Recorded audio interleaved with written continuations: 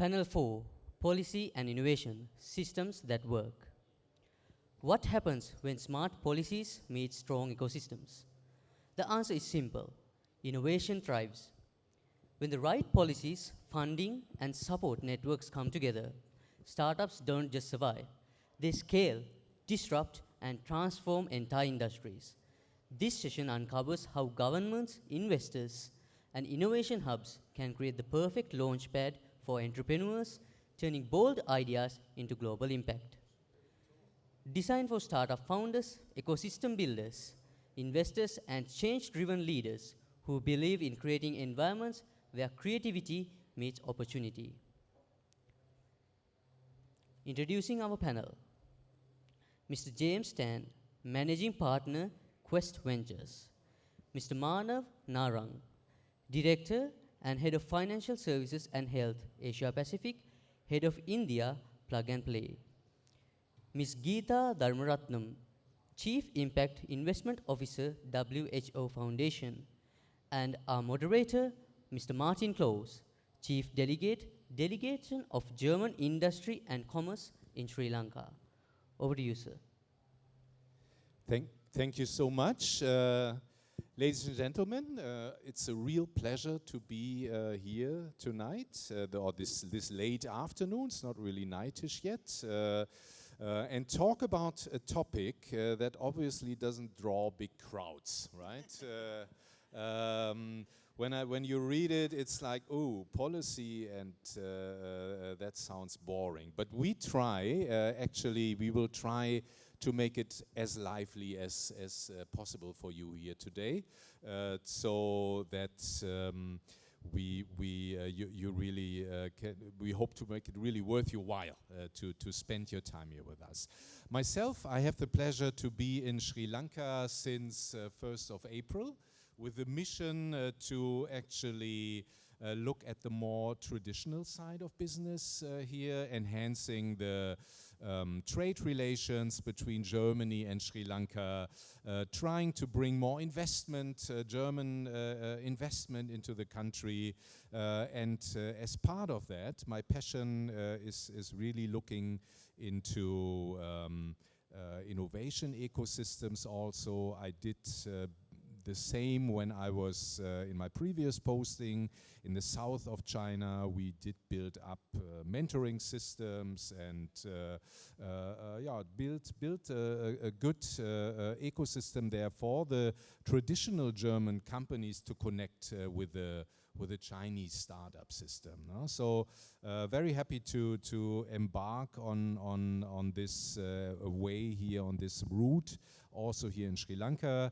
And tonight we will talk about policy frameworks and infrastructure in that way, which is needed, and or how is it needed, or is it needed at all to build innovation economy, innovation ecosystem here. So if we look at Sri Lanka, I do see already, like, this conference is a great example for it. A lot of initiatives, a very lively startup ecosystem, but maybe we can see also, or we can discuss, is there enough framework, or what is needed from the experience of myself and also the panelists here to make it even better. You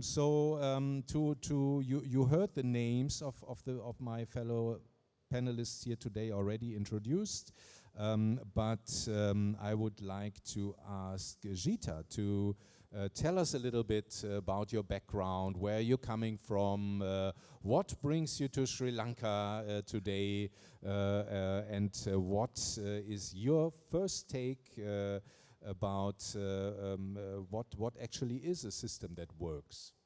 Thank you very much. My name is Geetha Tharmaratnam, and before being the Chief Impact Investment Officer of the WHO Foundation, which is a private sector arm of the World Health Organization, I've really spent the last 17 years of my career in private equity and venture capital, primarily focused on Africa, Latin America, and Asia. And in doing so, looking at this from the perspective of nation building and building of our economic structures in such a way that you are investing to get a financial return, as well as ensure that you're building sustainable economic growth, which is more broad-reaching than we have really been seeing in parts of the world we sometimes call developed. I spent the first third of my career in corporate finance and insurance and reinsurance, which was primarily focused on Europe and North America. And in between, went back to graduate school and did a couple of degrees, one of which was looking at private equity as an instrument of development, investing in small and medium-sized businesses in Africa. All of which is really around the idea of how do you deploy capital in a truly intentional manner to ensure that you are putting capital into businesses in the private sector which are growing, which are creating employment, which are creating products and services which are used in local markets, which are bringing in foreign exchange as needed, so that there is that self-reliance and that sustainability in our countries. So with that in mind, as we talk about innovation and entrepreneurship, in a way, as long as I've been in this space, it just feels like we're shifting the conversation from where once we spoke about small and medium-sized brick and mortar businesses to something which is less almost tangible and more focused on tech enablement. Manav, you were just saying we're competing with an AI panel right now, and I think there is a lot there that still needs to be figured out. But the practicality is, you look at a country like Sri Lanka and many other countries, we are still procuring goods and services from brick and mortar companies. We are hopeful for what technology is going to bring us. We're hopeful for how that can integrate to provide increased access to essential things that we all use, need, our families, our friends use and need. But the question now is, how do we almost think about, for me, when I think about the infrastructure and the scaffolding, I primarily want to start thinking about how can we get more capital to deploy into these businesses, because without that, entrepreneurs cannot do that which they're trying to do, which is to build sustainable businesses which are going to grow, which are going to scale, which are going to attract more capital, and which are just going to finally sell good products and services. And so that first question, right, in terms of the innovation needs infrastructure, the financing infrastructure is something I'd like to touch on for a moment. Traditionally, what tends to happen, and when I say traditionally, it's really been the last maybe 30 years, you have private equity, venture capital, angel investing existing as a mechanism for intermediaries to put money into private organizations, help them, hopefully, to grow and exit over time. And there are some fundamental mismatches in terms of that system. The first of which is often you need to convince asset owners who have the money in the first place to put money into these intermediaries. In many countries around the world, what happens is government gives a helping hand. And either that government or what we call development finance institutions. Germany, for example, has got DEG, and that is the private sector development arm. And that is one example of a mechanism. But there is an excellent example which was done in the 90s of a country where they said, okay, we want to become leaders in terms of financing innovation. And the way that we're going to do this is we're going to put $100 million, and $40 million is going to go into supporting a certain number of local fund managers. We are going to take the first risk, and we'll go all the way up to potentially taking 40% off your funds. The rest you raise from the private sector.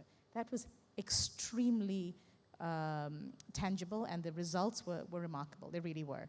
So there are ways in which both public and private sector funding, and everything in between in terms of multilateral funding, can be used to help address this issue. The second issue for me is really thinking about, as much as we talk about being in a connected world today, we start somewhere. Is there a market here, or do you start from day one trying to build for a market outside? How do you access those markets? I am very aware we are in an island nation. I was born in Malawi, grew up in Zambia and Botswana, Southern Africa, all landlocked countries.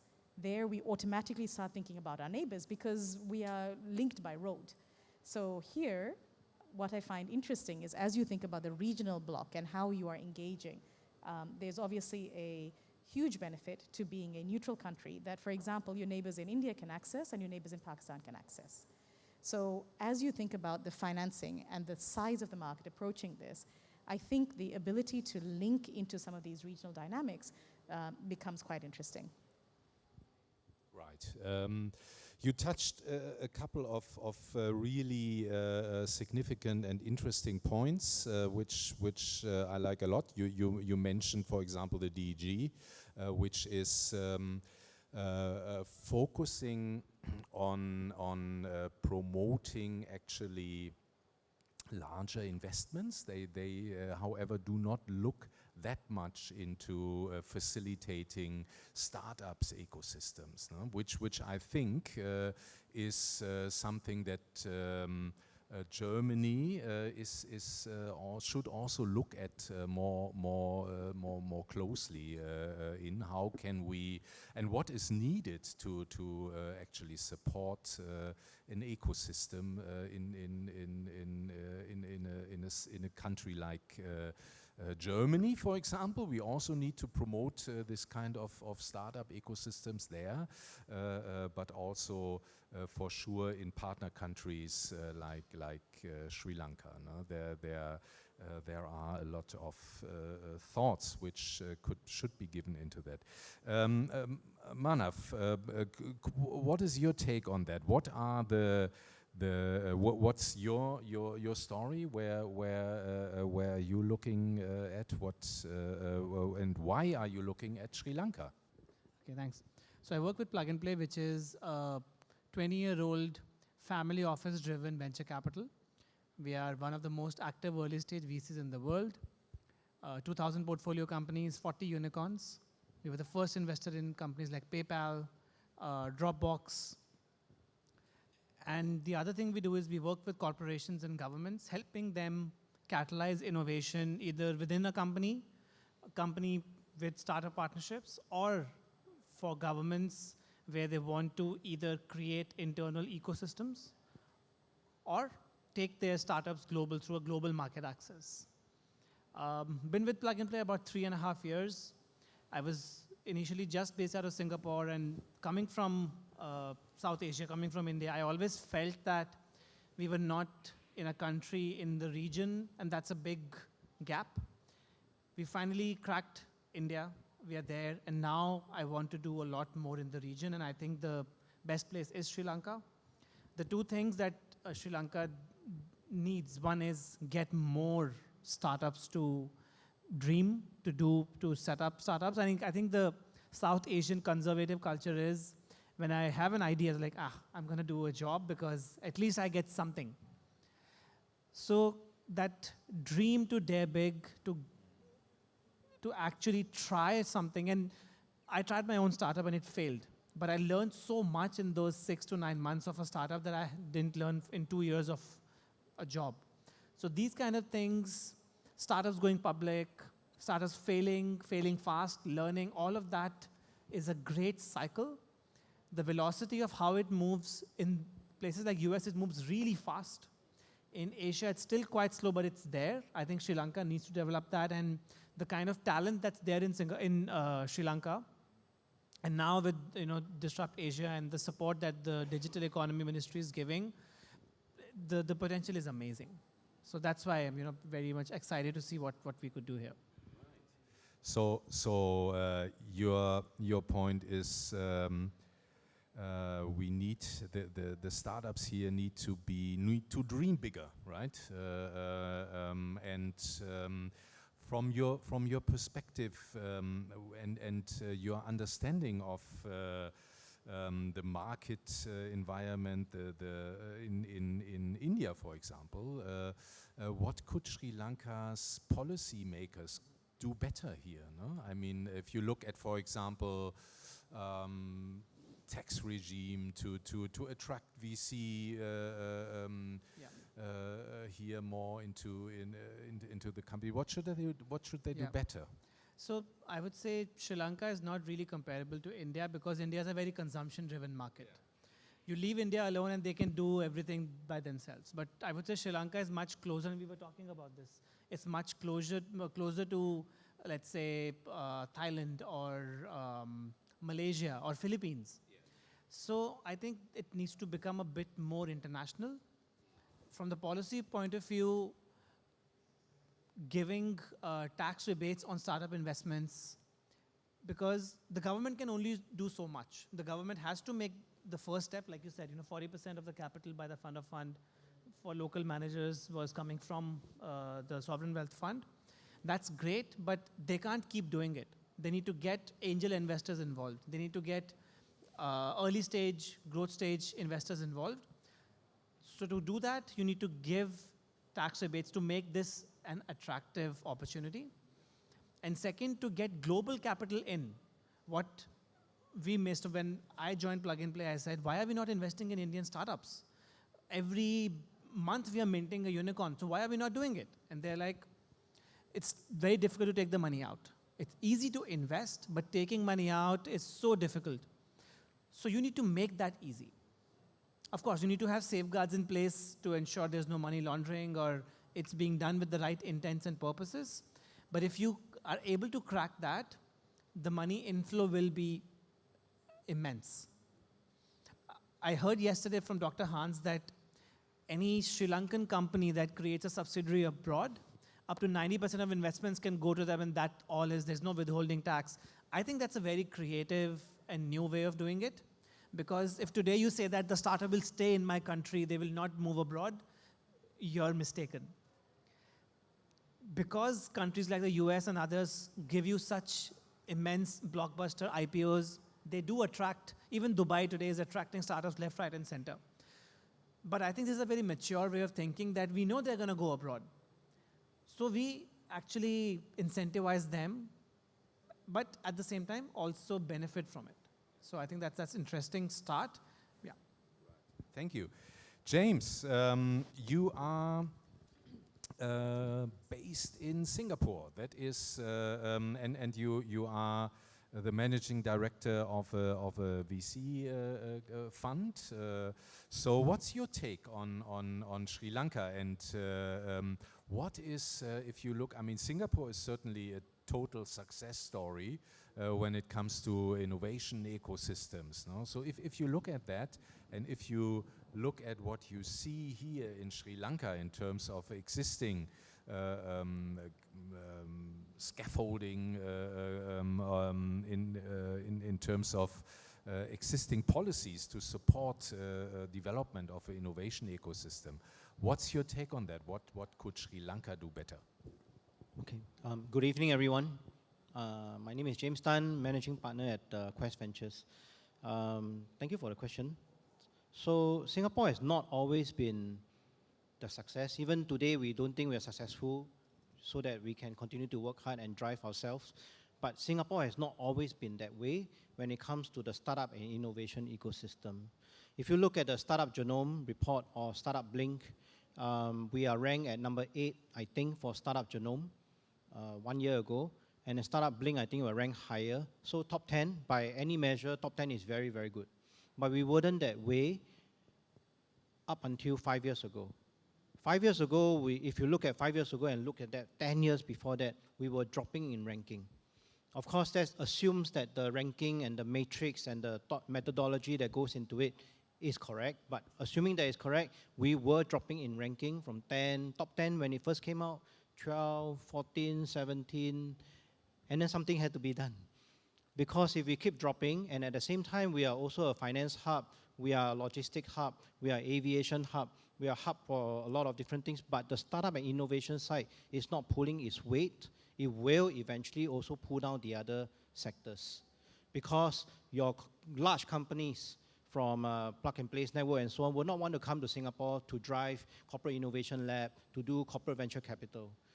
Your impact fund from WHO will not want to come and set up base because there's nothing to invest in, right? So we lose out on the corporates, we lose out on the large funds. So something had to be done. And like many things in Singapore, it's a top-down thing, it's a government decision that says that we have to do something about it. We are not the best people to do something about it. Let's get someone to come in and do something about it. So I did something about it. So it's just looking at the ecosystem and looking at where are the pieces that are doing well, where are the pieces that are not doing well. And so in Singapore, we have an organization called Action Community for Entrepreneurship, ACE. Yes. And ACE has its ups and downs, but it's a national voice for entrepreneurship. And the entrepreneurs use that as a platform to feedback. And we might think that feedback in many countries and that we visit, feedback actually usually lands nowhere. But in Singapore, feedback does get listened to. And feedback actually provides the government, provides politicians a means of cover also, because now whatever they implement, they can say actually the ground wants it. And so just looking at the different pillars, and the 5 pillars that we look at whenever we go into any ecosystem, whenever we look at any ecosystem will be number 1, corporates. Are there corporates there? And Singapore has a lot of corporates, just like Sri Lanka. And you were just telling me there's 400 German companies here already, right? So that's corporates. Next is government. Beyond what are they encouraging, is also what are they impeding. Dr. Hans yesterday mentioned cutting red tape. Usually, I think a lot can be cut without messing up the ecosystem. So anyway, that's a government. Next one will be institutes of higher learning. And there's so many in Sri Lanka that are churning out not just entrepreneurs on the student side, but also IP on the professor side. And that's not being tapped into in large measures in Sri Lanka. And that's not being tapped into in large measures in Singapore. We have a lot of input when it comes to money, but output when it comes to commercialization were few and far in between. Next will be risk capital. We did not have a lot of venture capital firms 20 years ago when there was a first dot-com boom. The government made a lot of incentives for the VC firms from Silicon Valley and so on to come and headquarters themselves or domicile themselves, operate themselves out of Singapore.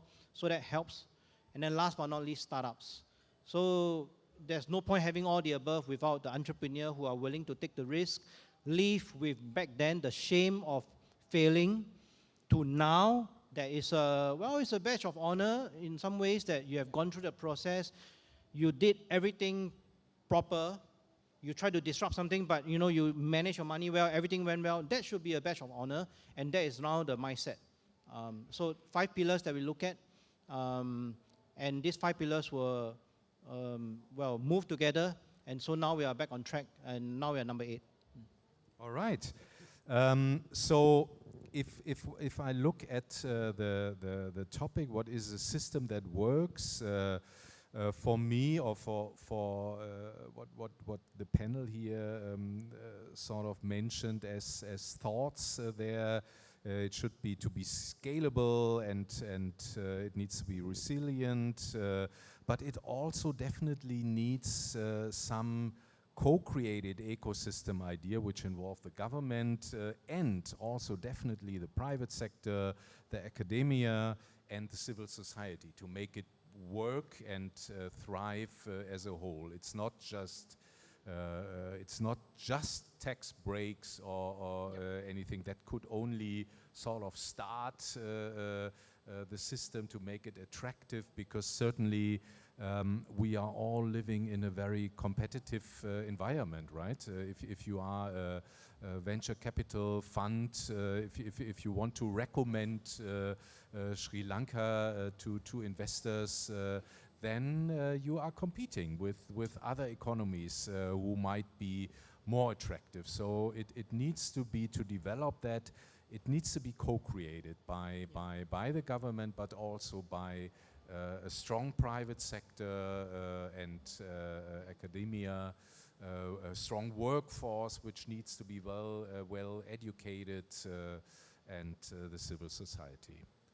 Right. So what else do we need to build up an ecosystem here? I would say innovation needs infrastructure also in terms of smart regulations, but also really in terms of digital, physical infrastructure to make digital solutions and all of these topics feasible. So what's your take on Sri Lanka's situation there? If you compare it to I think all of you are based in Singapore right now, right? So if you compare it to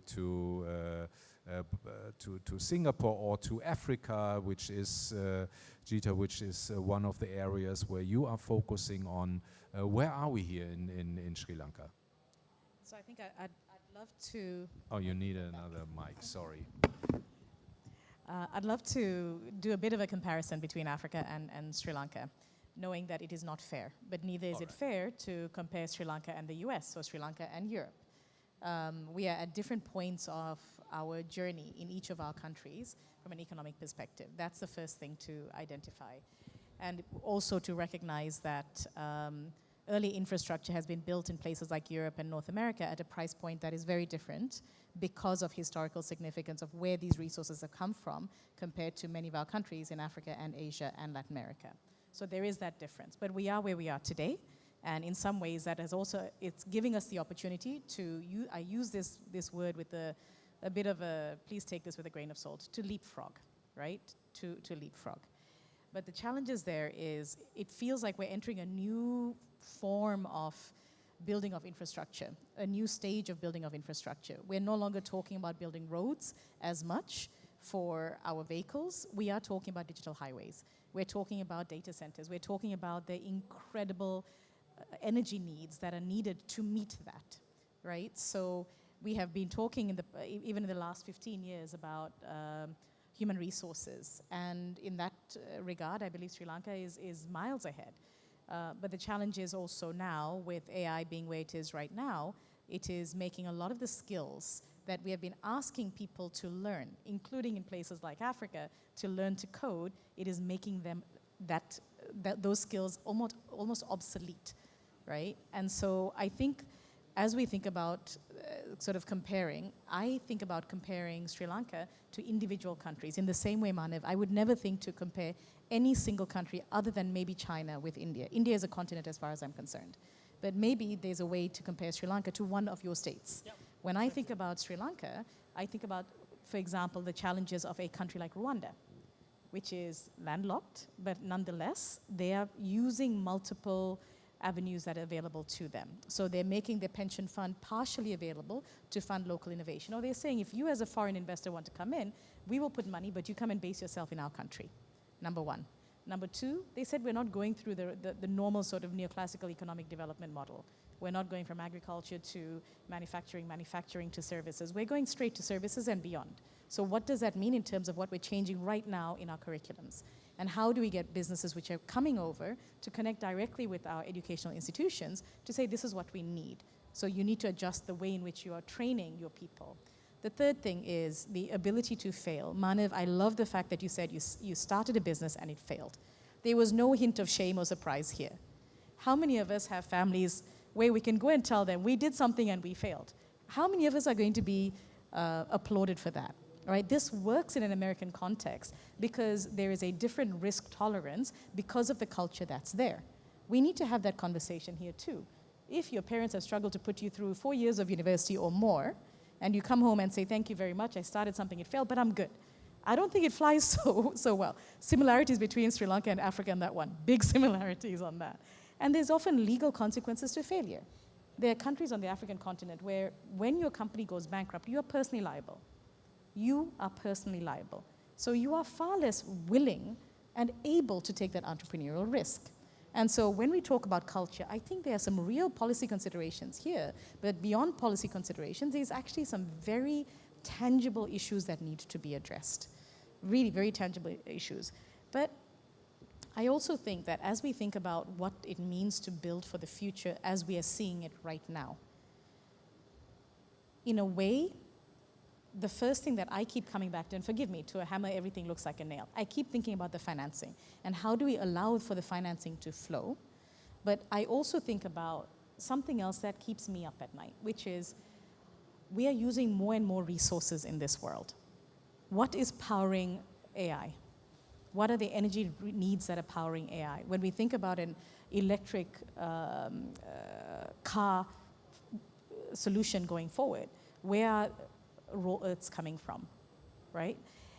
I worry about that because I wonder how we can truly build sustainable businesses in the backdrop of what we're starting to hear more about, which is a more manageable growth. Instead of scale being the end all, what does sustainable development look like, right? How do you get companies to become financially secure faster? especially when capital is not as available. So a big advantage in markets like the US is because of the risk appetite, there has been a lot of money that has been lost. And that's okay because there'll be fresh money that comes in. But when you're fighting hard for access to capital in markets like Sri Lanka, markets across Africa, markets across Latin America, every failure means there's less capital willing to come in, right? So how do you become okay as an investor to say, I'm not coming with the expectation of, I want these startups to be bust or give me 100 times my money, but I'm actually okay for more of my startups to succeed and do well, but maybe not at 100x, maybe at 10x, maybe at 15x, maybe at 20x. And what does that mean in terms of how you change as an investor, which businesses you want to back, how much you believe in these entrepreneurs, how you help them to grow, as opposed to try and get them to do everything they can to become 100 times more successful than the point at which you came into the businesses.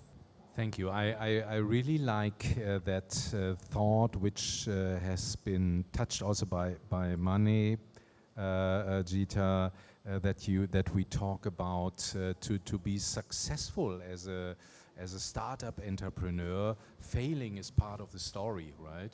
And this is also then something where policy need to provide the right framework to actually make that possible. No? If you're stuck with a personal liability for the rest of your life because you had a great idea and you tried it, no? You know, then it's a roadblock. No? Nobody will do it. So if I look at my my home country, Germany, we also still have a lot to learn there in that respect, because in Germany there is a possibility of filing a private bankruptcy proceeding, but that take ages, and there is a stigma to it. No? The banks will frown at you if you later come back with a better idea that, oh, you went bankrupt? What happened? No? What didn't work? And that's so sad. Instead of really looking at it as a normal part of the process, you need to if you want to be successful, you have an idea, you need to try it, no? And then if it doesn't work, you need to be able to drop it, no? And do something else, and not wait for 5 or 10 years until your debt is, or your record is cleared, no? So, and it shouldn't be a stigma also. It's kind of normal, right? There we can learn from the US, for example. Not sure how it is in India, but maybe it's also going in that direction there more. That is something which is, I think, really important. Mane, what do you think if you look at, is there opportunity for Sri Lanka to somehow leapfrog in certain areas? If you, for example, look at green innovation, if we look at the way how important tourism and a beautiful environment is for Sri Lanka. Tourism is contributing, I think, more than 5% to the GDP here. So what do you think? Is there a possibility to leapfrog in certain areas? Actually, when Geetha was speaking, it gave me a very interesting idea to start this fund called the Second Life Fund, where you only fund second and third time founders. Because the kind of learning you get by starting a startup, it's way more than what you learn in university. It's way more than you learn in a job. So I think it's amazing, and that's the reason why a lot of universities also have these capstone projects where they want you to try something to, to start your own startup or something similar. I think infrastructure, yes, definitely is needed, but something which is also needed is the fabric of the culture of a country. In India, that you were asking, Martin, now if I say I'm a founder, I'm an ex-founder, that's considered to be very cool. It's like I work for McKinsey. It's reached that stage where being a startup founder is much cooler than working a job. So I think maybe it's a bit too extreme there already, but because people talk more about ESOPs than money. But I think Sri Lanka has to get to that stage where, I want to take a risk. I want to bet on myself is seen as, a badge of honor. Or if you fail, you wear those, wounds on your CV so that people see, oh, you know what, he must have learned so much. I should work with this guy. So that something is which is needed.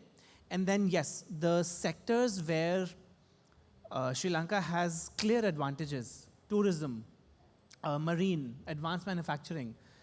I think potential founders should look into these sectors. Don't try to imitate what, let's say, startups are doing in the US. They have some undue advantage because of where they are or the kind of capital available or even the kind of infrastructure already that's there. So play to your strengths. Look at the sectors which are here. For example, I met this startup yesterday which is focusing on drone technology that can see find out the health of a palm tree. That's amazing. No one in the US ever will look into this. But agri-tech is very huge and it's going to be massive. And they're using AI for this. I think this can help the founders and the startups really leapfrog, because in the West, they don't have such a culture, such a geographical aspects that they look into it. And then the other similar ones are maybe Malaysia, Indonesia, because of the palm trees and similar topography, or maybe Middle East. But with the kind of talent that's in Sri Lanka, they could really do a lot with it. So look at the local specialty also. Don't try to copy big ideas there. Look at niches which are locally also very important that could then enable leapfrogging. Thank you very much. James, VC fund, if I look at sustainability topics, ESG, is that something which could help to drive the long-term value of any startup or scale-up? Would that make it interesting to you if there's a strong focus on ESG involved? Okay, so on ESG itself, in 2019, we released our own report on ESG. And I'm very proud to say that in 2019, when we scanned the landscape, VC fund, not PE, but VC early stage funds, in Southeast Asia at least, no one was taking a look at ESG as a core component when investing. And so we incorporate frameworks from the US on how we evaluate company plus the ESG angle. And to date, I'm very happy that after that we have continued to do so, despite all the ups and downs and the seriousness, all the unseriousness taken at ESG from the States. We have continued steadfastly look at that component when we make our investments. Thank you. We are almost running out of time, so I would like to give the opportunity here to the floor also to raise questions. We do it in a traditional way. There will be a mic coming to you if you just raise your hand and shoot your question. Thanks, guys. This has been super interesting to listen to. One of the things that I wanted to pose to you guys is that, given that all three of you have some sort of a background in VC side of things as well, I myself also come from a private equity background. With regards to policy creation itself or policy implementation itself within a country like Sri Lanka, I know we explained a lot about how no two countries are the same. They all have their uniqueness around them. But is policy implementation and creation of it really that big of a deal in terms of, coming up with it? Can't we really look at the countries that has already succeeded in a remotely similar way and maybe adapt it and bring it down to countries like us to kind of shape it to that? What I would like to see, what's your thoughts on that front, and especially coming from a risk capital standpoint, so rather than the late stage capital, more on the early capital standpoint on policy around that. I think you answered your own question. You said no two countries are the same, and can we just not copy from some other country? So that's one. Second, I don't think it's difficult to implement, but then it's very difficult to take it back if they do it wrong. So that, I think, makes this a bit more cautious, like makes the government a bit more cautious to do it. They do it in small steps. They ask 100 people, still do something they want. But yeah, that's why I think it takes a bit of time. It is frustrating, but maybe you can add a bit more on the... I think on my side, I've seen both, right? You look at the UK, post-World War II, there was something called the Macmillan Gap Report, where they looked to understand where the financing needed to come to construct after World War II. And that was when government put money down and set up 3i. 3i that became a private equity firm, first a venture firm, then a private equity firm. Almost nobody knows that the background of this was it was a government initiative to try and get capital into small and medium-sized businesses. So I think there's one story around the institutionalization of getting larger sums of capital, but there are plenty of examples of countries where capital has been deployed despite terrible policy environments or challenging policy environments or policy environments where there's such a great deal of volatility. But for that to work, I think there's 2 or 3 things which are important. One of which, local capital needs to flow. Because with every foreign dollar coming in, you are now pegging to a foreign currency. So if your currency is being volatile, the entrepreneur is going to have to bear the burden of actually hedging, providing a natural hedge. So the ability for you to unlock local capital, angels, beg, borrow, not steal, but beg and borrow. Bring capital from your own market. That's the first thing. And this is where a little bit of government funding, I think, can make a difference in terms of leveraging that. Because then what you do is you're able to go out and say, these are the businesses that are doing well, that are thriving. Come because they're good businesses here that you want to back, as opposed to the promise of a future when there's a perfect environment. Because a perfect environment doesn't necessarily mean that you are being competitive and there's a great deal of real entrepreneurship taking place. I have examples of companies which are in countries which are quite complacent because these are places which are safe, they're calm, they're peaceful, which is great for many things, but you don't necessarily need the hunger. And unfortunately, we have seen a great deal of correlation between hardship and the hustle, right? So I think you see both. Rather than waiting though, my question to you, coming from the private equity industry, what are you doing to raise capital right now, and how can you bring that sort of capital into the venture space? We have time for one last, very short question, which can be answered in just a few minutes. I see the gentleman over there. I hope we can take both questions. You mentioned when you look at an ecosystem, you look at the corporates as well. My question is, what specifically are you looking at in the corporates? And in terms of investing into startups, what do you see as some of the incentives that could probably, in a context like Sri Lanka, where R&D is 0.1% of our GDP, what are some of the incentive structures we can put in place in a policy landscape or an ecosystem? I know the question is directed at me for the corporates. Yes. But I got to say, Manav deals with thousands and Please. thousands, right? Thousands, not hundreds, right? You want to take that? What do you look for corporates, and how do they work with startups?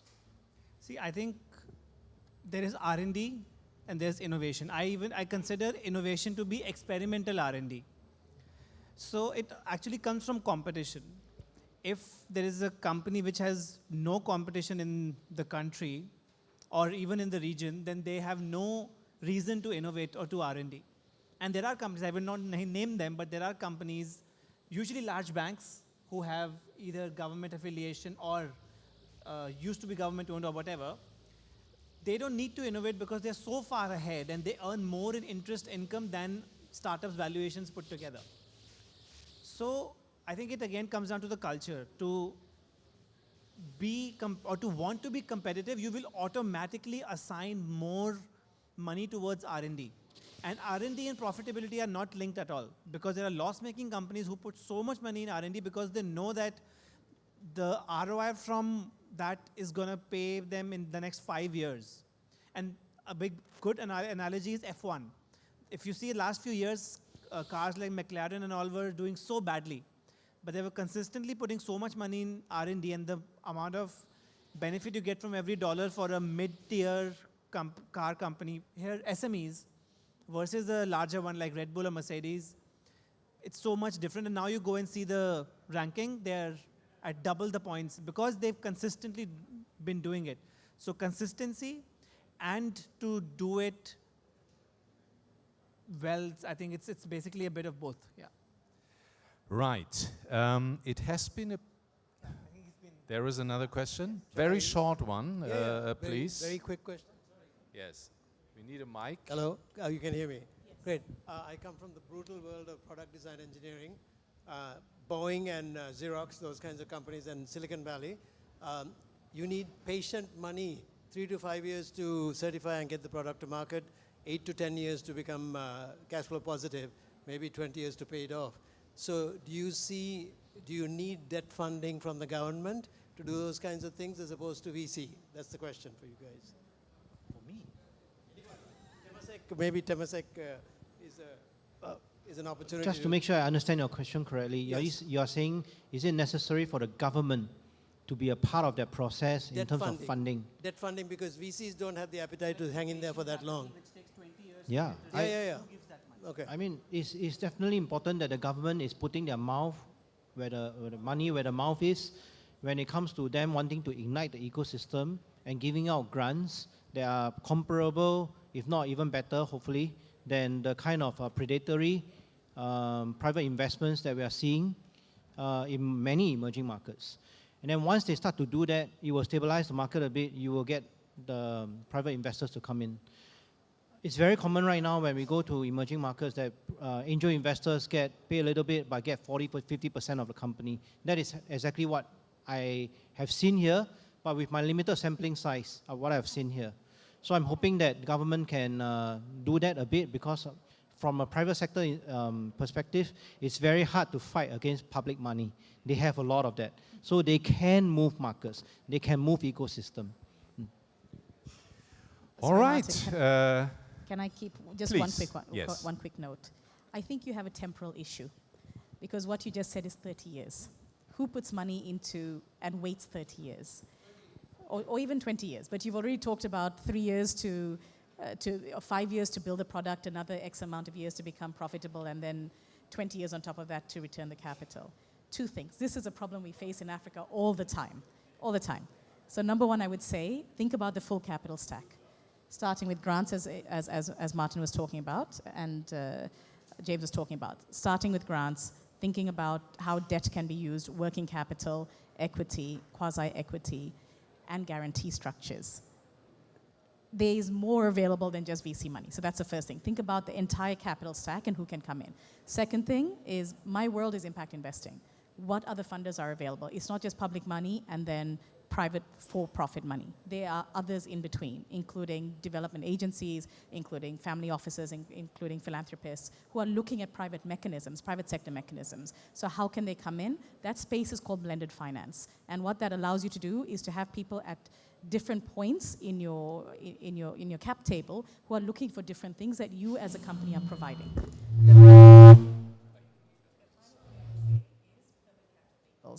That's one of the things in Africa that we are very eager to get more of in place. So we're talking about financing solutions which last far more than the 10 to 15-year fund lives that you're seeing either for private equity or venture capital. All right, let's play early Christmas. You all have one sentence, a short one. If you would have a wish to the Sri Lankan government in terms of what is needed for policy here to make the ecosystem thrive, what would be your wish? Really, one sentence, very short. Who wants to start? I think a very, very robust and competitive innovation policy. Okay. Geetha, what is your take? What's your wish? I think my wish is to recognize that there's great talent here, and there's been a great deal of economic development. So how can government leverage that which it has already built and the talent that is existing in this country to be able to link it to what comes next? Right, James. The ability to understand that if a Sri Lankan succeeds and exits and re-domicile his company in the US and succeeds and goes public, the fact that he's a Sri Lankan will never disappear.